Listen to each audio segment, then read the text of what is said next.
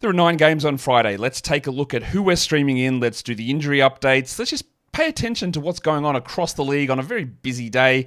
Michael Bolton. Thanks, Josh. It's Michael Bolton here, and it's time for another episode of the Locked On Fantasy Basketball Podcast. Let's get to it. Let's get to it, indeed. You are Locked On Fantasy, your daily NBA fantasy podcast. Part of the Locked On Podcast Network, your team every day. Hello and welcome to the Locked On Fantasy Basketball Podcast, brought to you by Basketball Monster. My name is Josh Lloyd. If you're looking for a sleeper for the 2025 NBA Draft, based on nothing but name alone, Clyron Hornbeak from Kent State has got to get your attention. I'm also the lead fantasy analyst at basketballmonster.com, and you can find me on Twitter, as always, at redrock_bball, on TikTok at redrock_bball, and on Instagram at Locked On Fantasy Basketball. Today's episode is brought to you by FanDuel. Start the season with a big return. New customers can place a $5 bet, and you get started with $150 in bonus bets if you win that first $5 bet. Go to FanDuel.com to get started. Check out LockedOnDaily.com as well to sign up for your newsletter for your favorite team. Check it out. Helps out this show quite a bit. Double bang, thumb, comment, all that stuff. Tell me how bad it is that you picked Tyrese Halliburton in round 1. Tell me how bad it is that you picked Victor Wembanyama. Tell me about how good Dennis Schroeder is. I want to hear all of it. The crying, the celebration, whatever else you got. Drop it in. Let's talk Friday. 9 games on. Unfortunately, we don't have any Thursday to Friday back-to-backs, which would have been a great double bang stream opportunity, but we don't have it. That's okay. Let's just talk about what we do have, because, why harp on the negatives? Celebrate the positives in life. Let's talk about what is on my radar to begin with. First game, we are going to be looking at your old mates, the Boston Celtics. They, obviously, we know that there are injuries. There's one bigger injury on that team, and the other team is Charlotte, and there are injuries there. The Celtics are 11-point favorites. Both of these teams play the exact same schedule over the next week and a bit. Friday, Saturday this week, so they've got the back-to-backs, and then next week they have the perfect, let's call it the immaculate, the Monday, Wednesday, Friday, Sunday. That is the perfect fantasy basketball schedule. Monday, Wednesday, Friday, Sunday. Porzingis is out. Sam Hauser played last game. He's popped up again as probable with his back issue, so I'd imagine the minutes stay a little bit lower. In Charlotte, Mark Williams is out, not doubtful. He is out. Daquan Jeffries is out. And Brandon Miller, the return is coming. He is questionable. I would say that, obviously, questionable is a 50-50 chance of returning. I would put this one actually closer to probable, but that's based on nothing. I actually just extracted that out of my underpants, but that is where I feel like we are with Miller. As for Williams, I'm guessing by the end of next week at worst, but honestly, that's a guess as well. I'm not sure if you're aware. Me and the Charlotte Hornets PR, not on the best of terms. What are we watching for here? It has to be Jrue Holiday. He's been bad. They limit his minutes. In a shallow points league, he's a drop. In a shallow category league, it's borderline. I will wait a little bit more in 12s, but it's not looking great. It is looking great for old mate BDNR, Big Dick Richards, who's cooking. He never did anything like this, blocks-wise, or scoring-wise, or even minutes last season as a replacement for Williams. He's unbelievable at the moment. I don't think there's any shot. No, that's not true. I know that there is no shot that this maintains when Williams returns, because he won't play 32 minutes a night. He won't. Block rate will also drop, but for now, we love it. The streams, I did put Luke Cornett there for the Celtics because I wasn't sure whether Al Horford would play or not, but both Horford and Jrue Holiday are not on the injury report for Friday, meaning that Horford is going to sit the Saturday game. And I thought there was a chance they'd sit Holiday in a back-to-back, but he's not on this list either, so he maybe sits Saturday too. So the Cornett one was like sort of, maybe if Horford's not there, but Horford will be there, so we're all good. Grant Williams is also my Charlotte stream. Cody Martin was great last game. Williams has a little bit more security in production. Of course, if Richards is available, if Peyton Pritchard is available, they're the guys that you stream in. Hauser could also be an option there instead of Cornett. In fact, I probably would go that direction. The second game of the day, we're talking New York Knickerbockers. We're talking Detroit Pistons. The Pistons have got themselves their first win of the year. The Knicks are 7.5-point favorites here on the road. The Knicks, this is their final game for the week. So if you are streaming like a Juice McBride, well, you could probably move on and get somebody else through Saturday, Sunday. The Pistons play Friday, Sunday, and then next week, both of the teams have the immaculate Monday, Wednesday, Friday, Sunday schedule. Robinson's out for the Knicks. The big sneeze, Precious Achiuwa remains out. Asar Thompson remains out, and Bobby Klintman remains out. I don't think that holding Asar Thompson is worth it, honestly. If you need an IR slot, I would drop him. We love him, but I would drop him. No way that I'd bother holding that one. For the Knicks, Jalen Brunson. Been a struggle. Shooting is off. Usage is down. Sprained his ankle 4 times in the last 2 games. No defensive stats. I am very firmly believing it is going to be better than this, but it has been a rough start. Speaking of rough starts, Jalen Duren played 11 minutes last game. He fouled out. There's a real cap on his overall minute ceiling. His on-off stuff is disgusting. Like, he is a minus 13 on-off, whereas Isaiah Stewart is a plus 23. So the swing between those guys at center is like 40 points per 100 possessions, which is obviously a small sample, but eye-opening. We're not dropping Duren at all, but we need to see improvement. In terms of the stream, guys, it's probably Payne if Juice McBride's not available, which is, again, not that exciting. And then Tim Hardaway. Now, you could always get cooked by Hardaway in terms of just him doing nothing, right? But the opportunity's there. There's 12 to 15 points on offer. Maybe it might hit 20. There are 2 to 6 threes a game potential. And he's getting 30-plus minutes a lot of this time. And that makes him stream-worthy. Not excitingly stream-worthy, but stream-worthy nonetheless. A rematch of last year's playoffs is the third game of the day. It's the Orlando Magic and the Cleveland Cavaliers, the undefeated Cleveland Cavaliers. No spread available for this one because there are a few injuries on the Orlando side.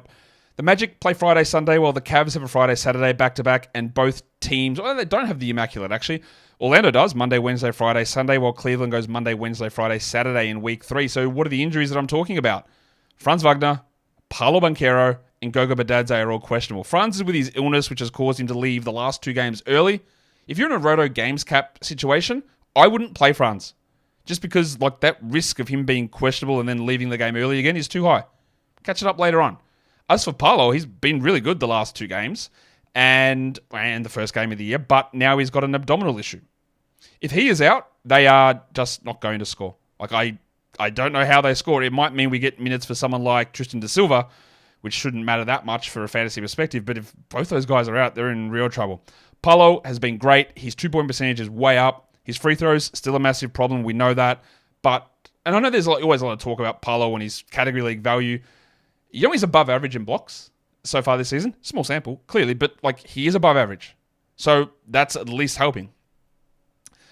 What are we watching for on the Magic? Well, Mr. Black is a guy that I'm watching. Anthony Black has been very good. Now, he doesn't score well. I don't buy the shooting at all, but he gets you assists. He gets a steal. He gets some blocks. He gets 2 steals maybe.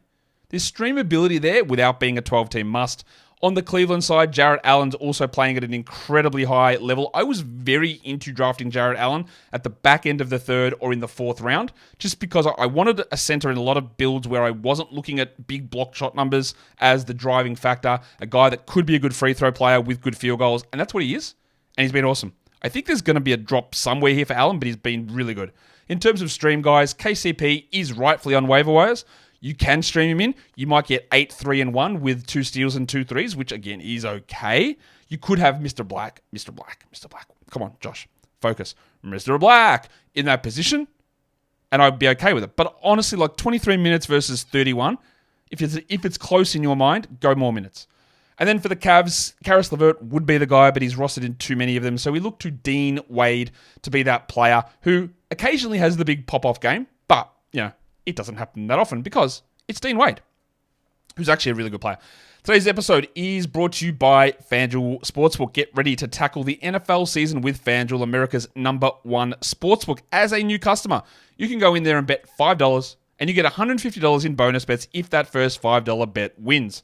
The FanDuel Sportsbook app gives you everything that you need to place live bets on the NFL.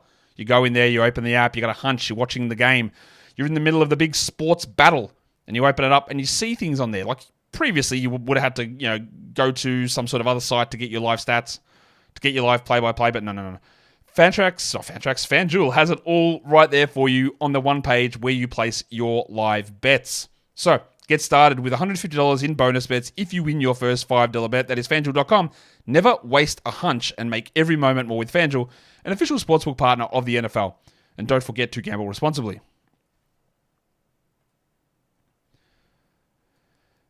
All right, let's get back in now to check out the 4th game of the day.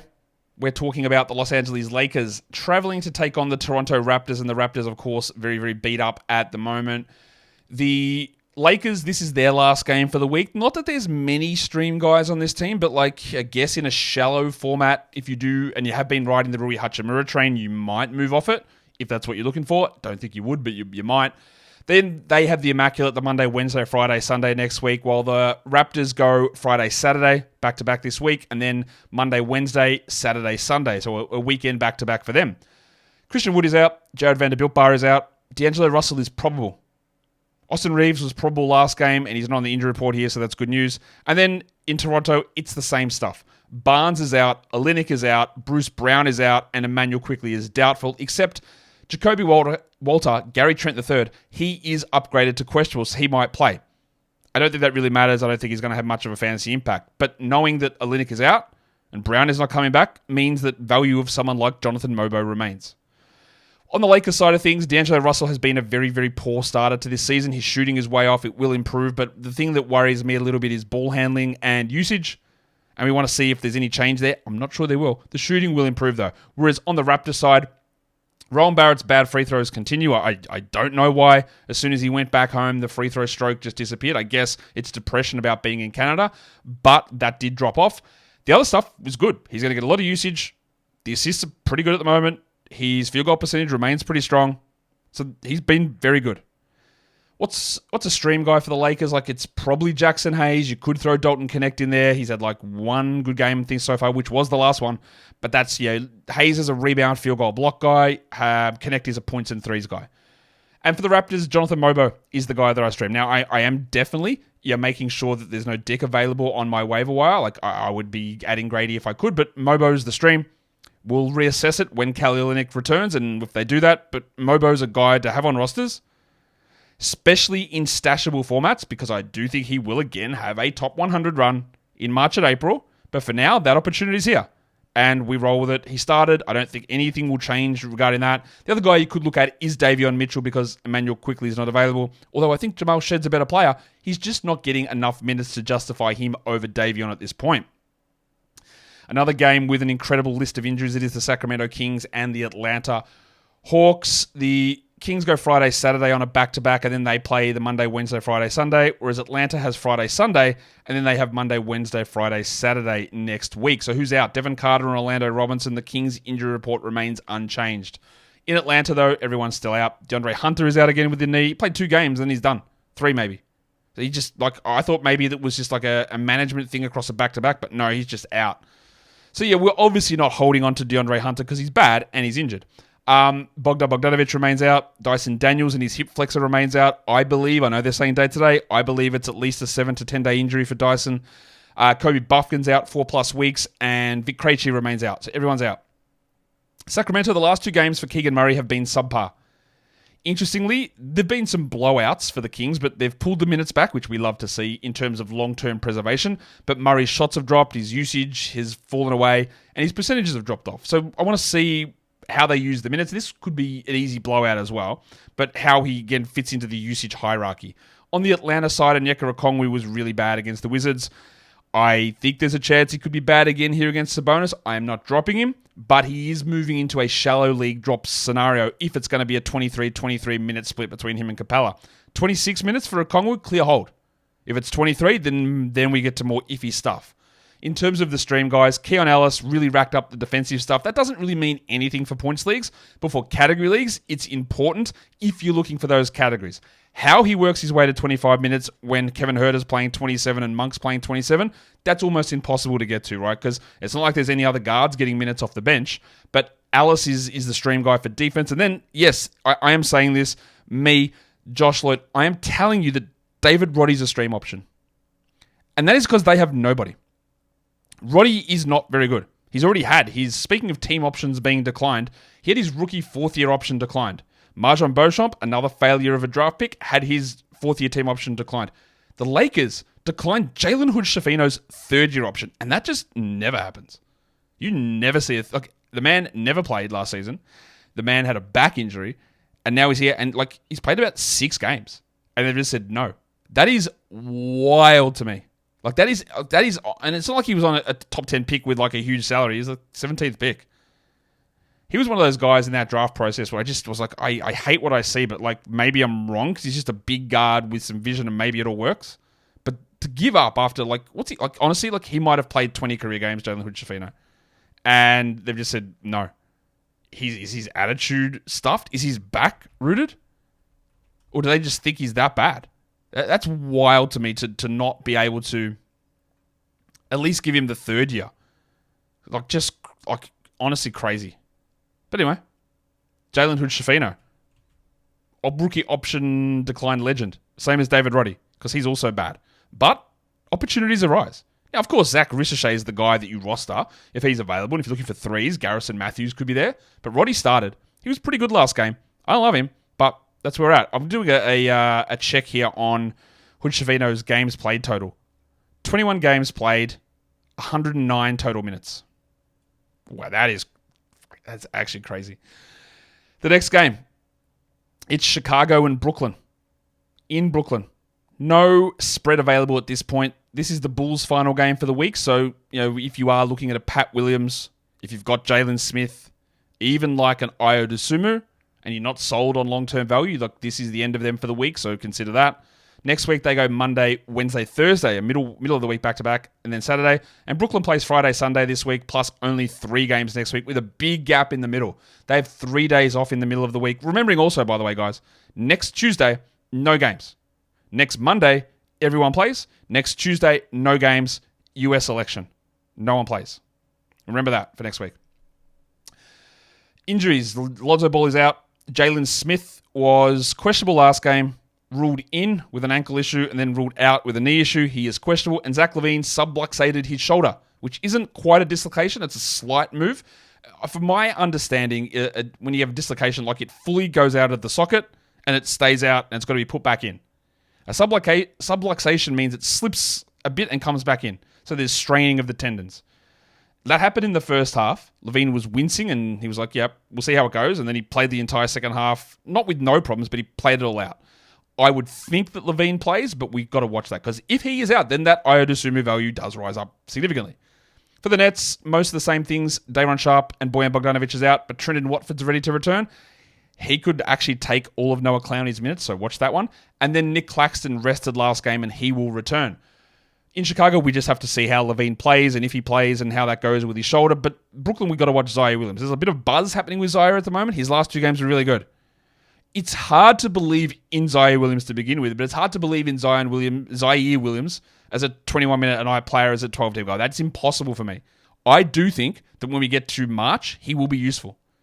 But we're not there. And I want to see how they use him in this game. Like if they say, all right, you're playing well, you're getting 27 a night, then I'm in. But with Thomas, Schroeder, Johnson, Finney-Smith, Claxton, Simmons, there's your top 6.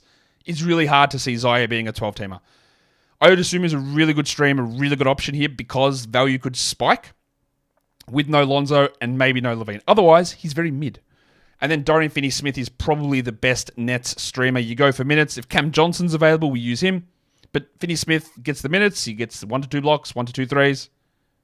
He can obviously bust at any point. We've seen it multiple times. But for now, I think he's a solid enough streamer. The Indiana Pacers and the New Orleans Pelicans. This is a gigantic injury list as well. So many of these games are. The Pacers' final game is on Friday. Then they go Monday, Wednesday, Friday, Sunday. And the Pelicans go Friday, Sunday with only 3 the following week. Monday, Wednesday, Friday, weekend off for those guys. So injury-wise, Miles Turner and Andy Nembhard are both questionable. Turner missed the last game. Nembhard played 5 minutes and left with a knee issue. Obviously, we know what to do if Miles Turner is out. It's Isaiah Jackson to the moon. If you've got Isaiah Jackson, and I cannot believe I said to the moon because I hate that phrase. If you have Isaiah Jackson, you're holding, and you even hold if Turner is available in this game. If Nembhard is out, it means more McConnell, and it means more Ben Mathurin. The Pelicans have everybody out again. No CJ McCollum, no Trey Murphy, no DeJounte Murray, no Herb Jones, and then we've got new entries to the injury report with Yves Missi and Daniel Tice, both questionable. If they're both out, it's Jeremiah Robinson-Earl, and it honestly will have to be Carlo Makovich. And Jordy Hawkins questionable as well. Like he played like 40 minutes last game. Now he played through that back issue last game, but let's see. This is where millions of opportunities can open up. For the Pacers, last game, Ben Mathurin was awesome. The game before he scored 5 points in 13 minutes. His value, and the one thing that you can sort of bank on with him if he plays, is getting to the line. I don't really trust anything else that he does. Shooting percentages, rebounds, assists, steals, or blocks, even 3-point shooting. I don't trust any of it. But getting to the line, I do. I don't think that Mathurin is a must-roster player. No problem if you want to take a crack, especially with Nembhard doubtful here, or questionable. Having Mathurin on your squad could work. It could. I'm not fully invested in that. Zion, I want to watch for the Pelicans because, what is going on? 3 games shooting under 30%. 1 really big one. Why is this happening? Something is way off. Am I panicked? No, I'm just confused. In terms of the stream, guys, Mathurin is the guy there in Indiana, and of course Isaiah Jackson. And then one of the best streams of the entire day is Jose Alvarado. Now, if Jordan Hawkins is available, you can look to him as well. But Alvarado is the only point guard available. He played 30-plus minutes last game, and he was great. He is a very clear stream, and I think CJ's injury might keep him out a week. DeJounte's out for multiple weeks, so Jose is an ad really across the board here. And they've got a Friday, Sunday going on, and Sunday is not a high-volume day. And then the center spot. Jeremiah Robinson-Earl would be a stream. Misi's worth it, because Tice could be out, but if Misi's out and Tice plays, does Tice become a stream? Maybe. Makovic could be a deeper league guy if both guys are out, but they're just not really trusting him with the minutes, which, again, I think he's actually going to be pretty good. But we'll see when they actually finally... And am I going to sit here and trust Willie Green's coaching decisions? Not really. So I still actually have faith that Makovic is going to be a good player, but Green sometimes takes a little bit of time to get there. The other one you stream, of course, if he is available, is Jordan Hawkins. But the team is just getting absolutely rooted at the moment. In terms of injuries, it is not a good scene. Today's episode, though, is brought to you by the Game Time app. If you want to get to watch one of these Pelicans games, so you're a big Jeremiah Robinson-Earl guy, well, Game Time Picks is going to be the site for you. You don't have to sift through all of the different ticket options and try and figure out which one's good, which one's bad. Game Time Picks just shows you the good stuff.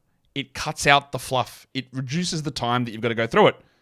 Throw in the views from your seat. Throw in the ability to turn on the all-in pricing where you just toggle it on in the app and the full price of the ticket is shown immediately instead of waiting until transaction fees get added at checkout. It's just right there. All the protection guarantees, all of the things that Game Time provides. And then they add Game Time Picks on top. That is an absolute no-brainer for you. So take the guesswork out of buying tickets with Game Time Picks. Download the Game Time app, create an account, and use the code LOCKEDON. Yeah, that's it. Locked on NBA. Did I lose my brain there? Yeah. $20 off your first purchase. Terms of play. Again, create an account, redeem the code LOCKEDON NBA for $20 off. Download Game Time today. What time is it? Game time. The term no-brainer is an interesting term, isn't it? Because there are 2 ways to read that when you say it. How do you read the term no-brainer? And I think most people read it this way, but it means you don't actually have to use any brain power to make this decision. It's easy, it's obvious, it's a no-brainer. The other way you could do it is the only people who would make that decision are people without a brain. I know most people don't use it that way, but it's easily twisted into that. That's not what Game Time is though, by the way. It's a no-brainer in the sense of don't worry about it. Don't use your thinking power on it. Denver, Minnesota. You might want to print this out, frame it, even send it to the old Louvre. Get it pinned up because there are no injuries in this game, not counting Dayron Holmes, who I'm not putting on the injury report. He's out for the season. No one's questionable. No one's out. Nothing. The Wolves are 4.5-point favorites against the flailing Nuggets. Will the Nuggets be able to take this one to overtime? Almost definitely not. We'll find out. The schedule here, Denver is a Friday, Saturday back-to-back team, so are the Wolves. And the Nuggets go the immaculate Monday, Wednesday, Friday, Sunday, whereas the Wolves go Monday, Thursday, Friday, Sunday. Michael Ponder Jr. I would say that along with most of the Nuggets outside of Jokic, he's been struggling a little bit. Well, that's not true because Brown's been good too. But I look at what Porter is doing and I look at it and go, yeah, he's not performing well, but I also was not that high on him this season. I was where does he ramp? What's the skill improvement? What's the thing that he does extra? And I couldn't find one. And hasn't happened. I want to see if much changes. He is playing more minutes, but it hasn't been a good start. On the Wolves side, I want to watch Anthony Edwards because he's getting criticism. He's also getting too much praise, but he's getting criticism in some areas. Now, some of the praise is how can you say this, Josh? He's very clearly an easy, good first-round pick. And I go, no, wasn't, but cool. We can disagree on that. But then there's the others who are what is this guy doing? Why is he taking so many threes? Because he's taking a lot of threes. His three-point attempt rate is through the roof. Why is that? Why is he not driving as much? I'm not saying it's the wrong idea to take threes because he's hitting them at 40%, which is really good. But that obviously hurts his overall field goal percentage. It drops. Part of the way that he had an ability to get to a first-round player this year was by taking 2.5 extra free throw attempts. Getting that really good free throw percentage on much higher volume, getting the scoring per game up to 29 through those free throws, and then also boosting your free throw category. But that's not happening. So is this him now, a 55% three-point attempt rate player instead of like 37, I think it was the year before? Check me on that. That's literally just off the top of my head. I don't remember if that's true, but double check that. Who are we streaming? Well, Russell Westbrook had 10 of 10 free throws last game. Willing to wager something with you that he won't do that again. But in terms of just someone who's got an ability to have like a 10, 10, and 9 game in 24 minutes, no one else really exists. Christian Brown is rostered in most spots. I'm always watching what his block rate is and the usage, because the usage is settled to a low level. He's shooting really well, but the blocks are really giving him nice numbers. Jaden McDaniels is the perma Minnesota stream. The other thing we want to watch in Minnesota is Mike Conley's value, who is 10-team points droppable, 12-team probably points droppable as well. Also, this is the beginning of a back-to-back, so there is a risk that Conley sits one of these games. I don't know that, but it is something to watch for anyway. And then we need to make more adjustments on Conley that way. The next game, it's Oklahoma City in Portland. The Thunder juggernaut continues. The Thunder are 11.5 point favorites in this game. Both of these teams have a Friday, Saturday back-to-back. Oklahoma City goes Monday, Wednesday, Friday, Sunday, and Portland goes Monday, Thursday, Friday, Sunday. Injury-wise, Isaiah Hartenstein is out, Kenrich Williams is out. And what about that update on Pig Williams, who had a hamstring injury? And then the update came out and said, he suffered an irritation to his hamstring, 6 more weeks. Bro, that's not an irritation. That is a full aggravation and a re-tear. Because NBA teams think that 3 days is enough to recover from a grade 1 hamstring strain. The fact that you had a hamstring and now it's another 6 weeks, that must mean that the hamstring's basically off the bone the way NBA teams treat it. So he's not coming back anytime soon. So their backup center remains Ousmane Dieng, which really helps Chet. Really helps Chet just get way more minutes and every one of them coming at center. Shaedon Sharpe, Matisse Thybulle remain out for old mates, the Portland Trailblazers. While the Rock DJ, Robbie Williams, I haven't seen an official status on him, but I'm going to put him as doubtful. I'm going to watch the Bronco, Jalen Williams, because he's been good, but I wouldn't say that he's taken a big step forward. And again, some of you will think that's a little bit harsh on him and say, well, that's, he's actually been really good and some stuff will change. And one of the things I wanted to see with Jalen Williams, who, you look at shooting numbers and you see him, you go, well, look at this guy, 40% three-point shooter. And my thing with him was, okay, if you're actually a good shooter, how about you take some of them? Okay, how about you take some threes? And then we actually see whether you're a good shooter and whether that works for the season. Let's see what you do. Because in the playoffs, I thought he was pretty poor, actually. And I would say this season, he's been somewhat poor. He hasn't hit free throws. His steals are okay. And I love the fact that he's ramped his assists up. But he's still not taking threes. And now he's not hitting them. 22%. So there's a lot of anointing of this guy as an absolute star. And I was pretty big on him having a big step forward this season because usage would jump. And it has. Assists would jump. And they have. But there's still some things that I'm a little, I don't know if skeptical is the right word. Take some threes. Hit them. That's what I want to see. Jeremy Grant. Was it an illusion his first couple of games? Yep. He's back to being shit. I'm not saying we drop him or anything like that, but it's good to know that when we've seen the history of this guy and then 2 games come out of nowhere, that we feel good about, okay, he is what he is. We didn't misread that, and that's okay. Cason Wallace. Now, we know they changed the starting lineup every game, and it was Cason Wallace last game, so it could be back to Wiggins, it could be back to Joe. Maybe Caruso ever gets a chance, I don't know. But Wallace is played, I think, 25 minutes in 3 of the 4 games, and he is an absolute hound for steals. Alex Caruso gets them, but no one actually talks about Cason Wallace getting them. Because he's getting them in a huge volume, and he is, again, escaping that thing where guys like Wiggins and Joe, they might play 22 minutes and then back to 17. Wallace is playing more minutes than Alex Caruso. I have loved Wallace since the draft. I said many times, I think that he is a very clear long-term Lou Dort replacement. So far this season, he's averaging 26 minutes a night. He's averaging 2.5 steals. Now, he's shooting really poorly, and that 40% shooting from last season was never real. He's at 17% from 3. but I love his steal ability. He's a really interesting player to watch. Speaking of steal ability, Toumani Camara continues to start. He'll have the occasional double-digit scoring game, but it's really about like some nice rebounds and a couple of steals. And yeah, he's got some value as a stream guy, but I wouldn't say that there is much more than that. Let's look at how the schedule plays out, because that is going to be important to us. And we do have an opportunity here to have a look at back-to-backs. Now, I don't know your roster. Why would I? I don't have that ability. Have a look. Have you got spots on Friday and Saturday where there are 9 games and then 10 games on? Because there are 9 teams playing a back-to-back. And these are the top 6 names who are available in a lot of spots that are going to be worth it to get that 2-for-1. Malik Monk, Scoot Henderson, Peyton Pritchard, who's a really good one considering the Celtics might rest guys in the second game. Big Dick Nick Richards. Speaking of dicks, Grady is there. And Christian Brown. All these guys are over 50% available on Yahoo, and you've got the little 2-for-1 value. In fact, every one of those players I would suggest is a 12-team league player at the moment. And they're all available in over 50% of leagues, which again is because Yahoo forced everyone to play 10-team leagues that they weren't aware of, and that is insane, and it's something we need to adjust to. Usually when I do chunks, I look at the next 5 days, but because Tuesday is a game with 0 days, let's push it out to Wednesday. So the next 5 NBA game days. And all of these players, because there is the Tuesday off, all of these players play 4 games over the next 5 nights. Wendell Carter, Malik Monk, Peyton Pritchard, Grade A Dick, Christian Brown, and Cason Wallace.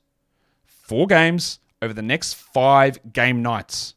So adding those players, Monday's the hard one because everybody plays, and Wednesday's a big day too, but just take a look because that is a nice little boost in terms of games. Let's now finish it off by taking a look at the streaming options across the league and start with the streams of the day. I think that Jose Alvarado is the very clear one there. There's no point guards. He'll play 30 minutes. He'll hit some threes. He gets assists. He'll get steals. He's a very clear stream. Now, someone like Isaiah Jackson, I haven't 100% factored in here because I just don't know where the Turner plays, and that's the same with Mathurin. For 12s, I like Jonathan Mogbo quite a lot, as well as all the stuff we talked about earlier. For 14-teamers, Ayo Dosunmu, who would actually rocket up that board if Zach LaVine is out. 16-teamers, my man Cason Wallace. And then for Yahoo and ESPN points, the name that comes up to me that's 50% available, or over 50% available, is BDNR, Nick Richards. Your 10-team category league streamers, remembering whatever size league you're in, start at this list. Scroll down it, see who fits. Jose Alvarado. Ben Simmons is available in like 40% of leagues. He's worthy of a stream. Jonathan Mogbo, Cason Wallace, Ayo Dosunmu, Karis LeVert, all got a little bit of value there. For a 12-teamer, we look at Toumani Camara, we look at Pat Williams, Kentavious Caldwell-Pope, Jaden McDaniels, Dorian Finney-Smith, and Javonte Green. For your deeper leagues, Johnny Isaac is back, and he can always throw a 2-steal, 2-block game in there, but I'm a little worried about what his overall minutes load is. Lou Dort, under-rostered legend. Davion Mitchell with Noah Manuel quickly. Double-digit assists last game and can get steals. Dean Wade, TJ McConnell. And I've got Isaiah Jackson as a deep league guy. That's if Turner plays. But if Turner is out, he moves up to a 10-team league stream. Probably the top option on the board ahead of Alvarado, honestly. Let's look at the Yahoo Points League stream options now. Nick Richards, Wendell Carter Jr., Al Horford, Jose Alvarado, Ben Simmons, and Scoot Henderson. And lastly, ESPN Points League streaming. Nick Richards, Al Horford, Alvarado, Wendell Carter, Ben Simmons, and the prestige one himself, Grade A Dick. Brings us to the end of the show. Don't forget to hit the thumb, the double bang. Go to the Locked On Daily and subscribe to your favorite team's newsletter as well. And I will see you in the recap. Guys, we are done here. Thank you so much for listening, everyone. See ya.